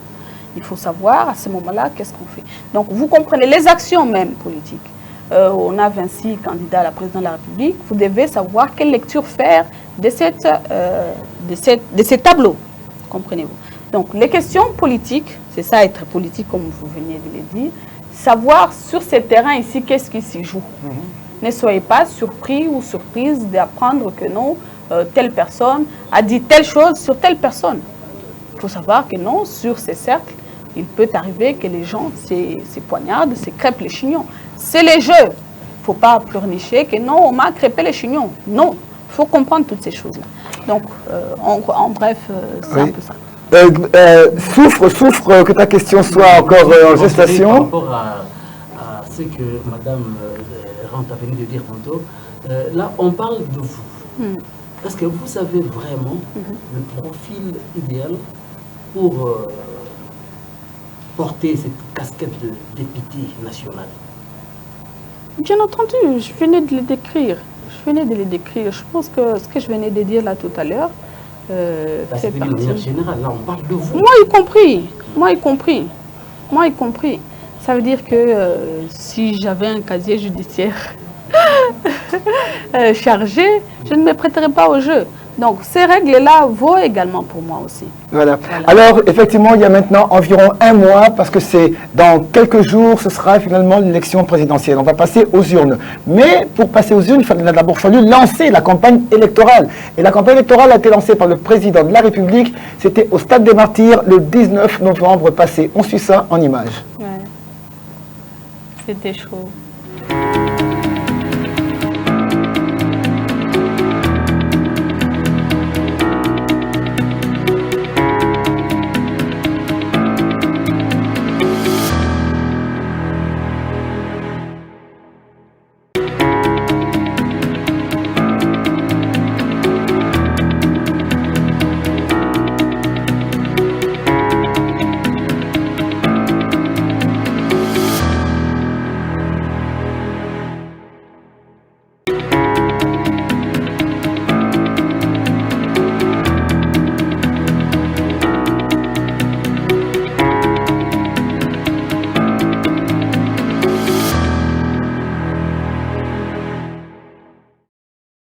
Désolé pour cet instant-ci, on n'aura peut-être pas les images du lancement, de ce qu'a été le lancement le 19 novembre passé au Stade des Martyrs pour le lancement de la campagne électorale en général. C'était évidemment pour le président de la République, mais ce sont des images qui ont quand même fait le tour des réseaux, le tour de toutes les chaînes de télévision, que ce soit au Congo, que ce soit sur les scènes étrangères. Tout le monde a vu ces images et tout le monde a pu avoir une idée de comment est-ce que ce lancement a-t-il été opéré. Mais qu'à cela ne tienne, nous avons un autre reportage, toujours de Madame Bissimois, que nous allons vous présenter tout de suite. Ce reportage que vous avez suivi, Madame Bissimois, c'est votre descente, c'est votre adresse. C'était à l'Unikin et c'était votre adresse aux étudiants de l'université de Kinshasa.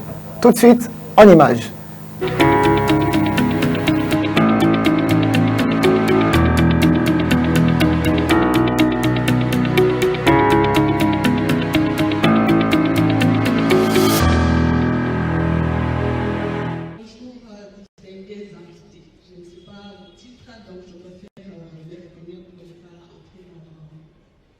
Pour ne pas commettre d'erreur à l'instant. Alors, je suis très impressionnée quand même, je dois le dire, très impressionnée de me retrouver encore une fois ici, entre les étudiants, pour pouvoir échanger. C'est toujours un sentiment de joie de se retrouver avec des pairs, pour pouvoir parler des problèmes qui nous concernent, pour pouvoir développer ensemble les soucis que nous pouvons avoir des solutions. Donc c'est pour moi une très grande joie de me retrouver ici. J'ai fini l'université il y a près de 12 ans déjà. Je suis en face des étudiants. Je suis accompagnée de Madame Titi, de l'école comme vous, mais jusqu'aujourd'hui nous continuons à nous accompagner dans ce que nous sommes en train de faire. Alors, il m'a été donné la responsabilité de vous parler du développement dans le vrai sens du mot, pour mieux entreprendre au féminin. Madame Charon a tout dit, vous avez donné un speech très profond. J'espère que chacun d'entre vous a pu cerner le sens de chacun des mots qu'elle était en train d'utiliser. C'est-à-dire que quand on entre dans l'entrepreneuriat, il faudrait que l'on sache dans la vie. Il s'agit de toute action. Il y a des filles, des véhicules pour être payés. Tout ça, c'est de l'entrepreneuriat. Donc, quand on va entendre entrepreneuriat, il ne faudrait pas que nous cherchions loin. Il ne faudrait pas que nous imaginions que c'est quelque chose que les gens viennent encore nous inculquer. Il faudrait que nous prenions conscience de quoi est-ce que nous sommes en train de parler.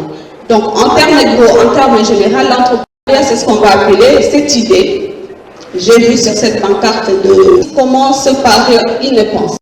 Ça veut dire que dès lors que vous avez pensé, que vous savez faire les cheveux et que vous pouvez commercialiser, et c'est ce que Madame Charon vous a invité à faire, ça veut dire de ne pas rester dans l'anonymat, de ne pas rester dans votre coin et de voir dans quelle mesure est-ce que vous allez agrandir votre activité de manière à ce que cette activité devienne bénéfique pour le pays, pour l'économie du pays.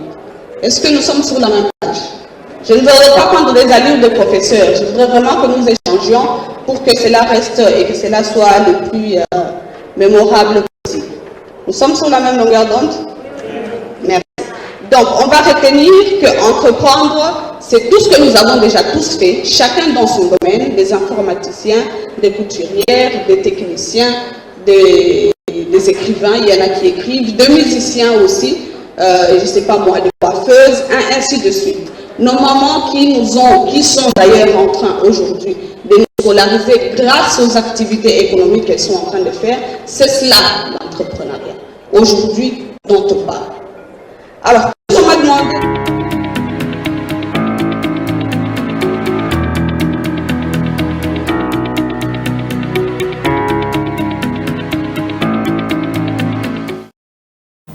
Ce que j'aime bien dans ce reportage, c'est que Mme Bissi m'a dit qu'elle ne veut pas prendre l'allure de professeur. Et pourtant, vous avez donné cours, là. Bravo. Ça, on doit pas dire pour ça. Magnifique. Sans le vouloir, vous avez été vraiment un bon professeur, là. Ça promet. Là, c'est déjà un exercice quand vous serez au perchoir.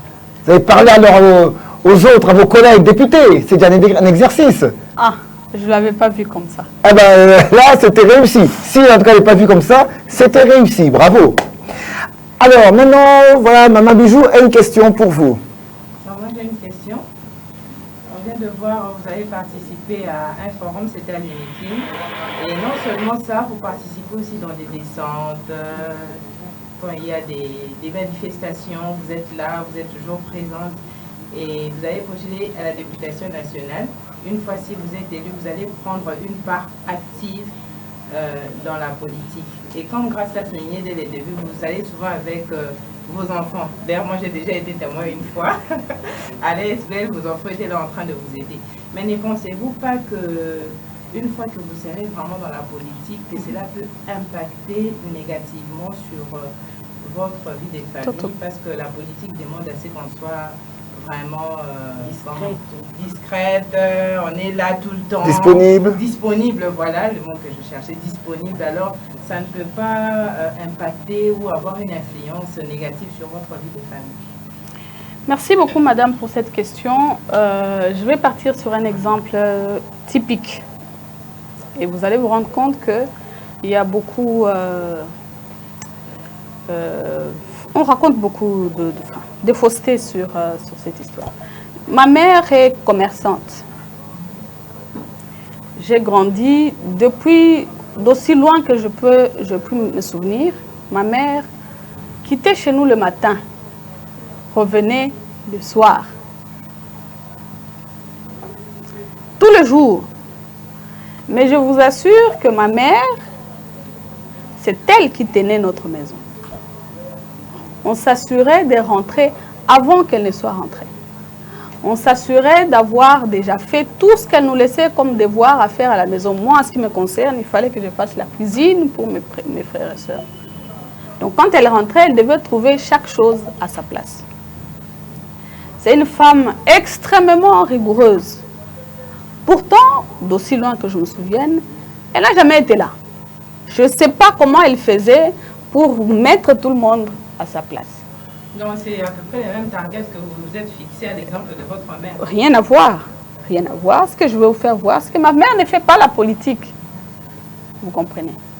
Les marchés dont je parle, les marchés de Gambela, enfin d'Elfo, ces dames, vous savez à quelle heure elles quittent leur maison? À 4 heures du matin, 3 heures du matin. Elles sont au marché. Elles vont, elles vendent, et ensuite elles rentrent chez elles, s'occuper de leur maman. Vous pensez vraiment que ces dames racontent à leurs enfants combien elles ont vendu, laquelle de ses copines a crié sur elle, avec qui elle s'est battue? Non. Pour parler de la discrétion, les questions professionnelles restent des questions professionnelles. Le management, Dieu merci, Dieu a fait que nous ayons ces capacités-là, hommes comme femmes, chacun en ce qui le concerne, d'arriver à manager. La politique est une fonction comme tout autre. Et qui demande beaucoup de temps. qui demande beaucoup de temps, comme toute autre fonction. D'où je parlais de ces femmes commerçantes avec lesquelles nous vivons tous les jours. Elles travaillent énormément. Ça demande du temps. La politique, effectivement, demande aussi du temps, comme tout autre travail. Les ingénieurs, ils ne vous disent pas combien de nuits blanches ils font pour tracer leur dessin carré, madame. Ce n'est pas de la politique. Donc, quelque part, il faudrait que nous arrêtions, nous aussi, de diaboliser la fonction du politique, parce que c'est une fonction qui est extrêmement importante pour tout un chacun de nous. Nous ne pouvons pas fonctionner, nous ne pouvons pas vivre sans. La société se doit d'être gérée. Les gestionnaires de la société, on les appelle les politiciens, madame. Voyons. Donc nous devons être en confiance avec ces gens-là. Les questions familiales, par exemple, mes enfants, est-ce qu'elles comprennent cela? D'où d'ailleurs, il est très important de manager aussi les capacités managériales, sa famille. Il m'a posé la question de savoir pourquoi maintenant. Ma fille est née à 12 ans, la suivante elle a 10 ans. J'aurais pu le faire avant, mais j'ai attendu un tout petit peu qu'elle prenne un peu de l'âge pour me lancer activement. Ça aussi, ça vient de ces capacités managériales-là, à décider à quel moment je peux faire quoi. Ça veut dire que c'est vous qui décidez qu'est-ce que vous faites, comment vous le faites, pour que tout ça soit en harmonie avec votre vie, avec la société. Si aujourd'hui, le travail que je fais en tant que politique détruit ma famille, ça ne sera pas bon. Vous comprenez, madame? Ça veut dire qu'il faudrait que tout cela entre en musique, il faudrait que tout cela corrobore, comme on dit. Et si c'est le cas, quand vous dites si ça détruit, vous préférez arrêter ou bien vous allez trouver une autre solution palliative? Non, non. Ça veut dire que si la fonction, pas que politique, si la fonction arrive à impacter négativement une famille, ça veut dire qu'il y avait d'autres questions qui n'avaient rien à voir avec la fonction. Celle-là est venue juste pour, comme on dit, la cerise sur le gâteau. Voilà. Une famille construite, la fonction de l'un ou de l'autre, le papa ou la maman, ne peut pas venir détruire. Elle va au contraire renchérir ou l'harmonie ou renforcer. Voilà. Madame, merci, moi, j'ai une petite question. Quelle définition donneriez-vous à la politique? Parce qu'en République démocratique du Congo, on a comme l'impression que la politique est égale au mensonge, au coup bas et toutes ces choses qui vont avec. La politique, c'est l'art de gérer la société. Je parle d'art parce que les règles,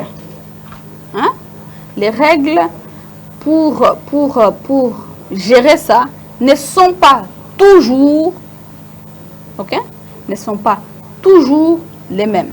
C'est pour ça qu'on va parler d'art. Ça veut dire que ce qui a marché à 18 h ne va forcément pas marcher à 20 h. Alors il faut de la finesse d'esprit pour arriver à discerner ces choses-là avec une rapidité. Alors, quand on gère la société, il faut avoir cette finesse d'esprit pour arriver à trouver des solutions aux problèmes des millions de personnes. D'où la question d'art. Mais on va tout simplement retenir qu'un politique, c'est quelqu'un qui est appelé à travailler pour les autres. Parfois, il faut mentir à la population pour... C'est de l'art, madame. Et même s'il faut mentir, il faut bien mentir. Merci. Question du public? Madame Irène, candidate numéro 224. Alors, nous venons de suivre les actions déjà faites. Quelles sont les actions que vous souhaiterez mettre en œuvre une fois élu de votre première année de travail? Dans quelle commune ou dans quel quartier? Merci. Alors, individuellement, moi en tant que Bissimois, en tant que député, de manière individuelle, ça c'est sur mon crédit en tant que Bissimois, je promets à mes électeurs de revenir vers eux pour monter des projets, des petits projets en fonction de zones des projets que nous allons mener ensemble. Pour moi, je me dis, dans chaque groupe, je trouve un petit problème. Dans chaque groupe, je trouve un petit problème. Comme chez les femmes militaires, par exemple, elles vous disent que non, elles ont besoin d'une chambre froide. Ça, c'est un petit projet que moi, Irène, je peux mener ensemble avec cette petite communauté-là et que nous pouvons mener à deux. Il y a d'autres endroits où ils ont effectivement des problèmes d'électricité. Moi, je ne vais pas aller me charger du travail de la SNEL, mais ensemble, nous pouvons réfléchir sur des petits projets de création d'électricité sur une zone, parce que ça existe aussi. Des petits projets entrepreneuriaux. D'accord? Ça, c'est ce que moi j'ai envie de faire. Ensuite, en tant que membre du Parlement, là, je vais dépendre du programme du gouvernement. Les programmes du gouvernement tel qu'il sera établi, le président de la République avait déjà donné 6 axes majeurs sur lesquels il va travailler, dans lesquels, figurez-vous, se trouvent les questions d'infrastructure. Je me donnerai la joie d'apporter mes propositions là-dessus. Merci. Vous avez déjà une voix. Voilà. Et bien de toute façon, on peut l'applaudir parce que c'était vraiment un exercice alors à bâton rompu. De ce côté-là, nous arrivons lentement, mais sûrement et gentiment et politiquement à la fin de notre émission avec vous, Madame Bissimois. Mais on ne va pas séparer comme ça. Je vous demanderai de regarder tout droit la caméra qui est juste en bas là. Oui. Alors, Maman Bissimois, tu es à Kinshasa. Vous êtes dans Lukunga. Tu as la caméra, on a un message.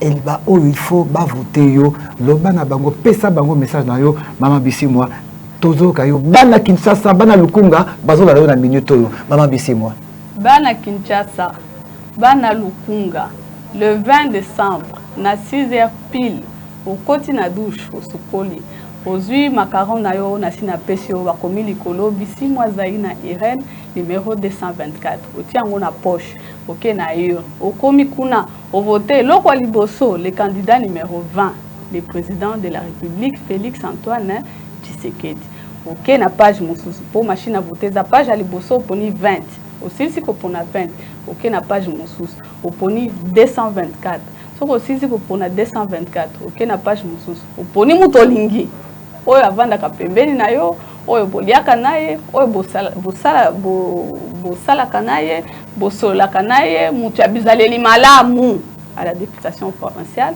oke na page mosusu oke na les conseillers communaux oponi pe mutu ya lolenge wana osilisi ozongi ndako oke wenzi. Merci. La messe vite, mesdames et messieurs, nous vous présentons Madame Bissimois Zaina Irène, candidate numéro 224 pour la circonscription de la Lukunga. Ce sera le 20 décembre prochain à l'Obiango, beau voter numéro 224. Kassia Liboso, beau voter numéro 20, le message à Pessi, et puis vous avez le choix pour les provinciaux et pour les communaux. Ouais. Tout ça, c'est le jeu démocratique. Ouais. Et tout ça, c'était le sondage élection 2023 d'aujourd'hui. L'émission se termine comme ça. Je vous remercie à vous tous, du public, et j'aimerais bien présenter M. Patrick. Monsieur Patrick. Monsieur Patrick, il est là, c'est le premier suppléant de Madame Bissimois. On peut l'applaudir, M. Patrick. Voilà. Son premier suppléant. Merci aux amis de la presse, merci à vous et surtout merci à vous tous et à vous toutes, téléspectateurs et aussi à vous toutes, téléspectatrices. C'était l'émission Sondage 2023 avec Maman Bissimois. On se retrouvera demain pour encore une émission qui va clôturer la semaine. La semaine prochaine, on va toujours continuer, on sera toujours là. Terminé pour aujourd'hui. Allez, on vous aime bien. Suivez toujours les émissions sur Mandiko Télévision. Ciao.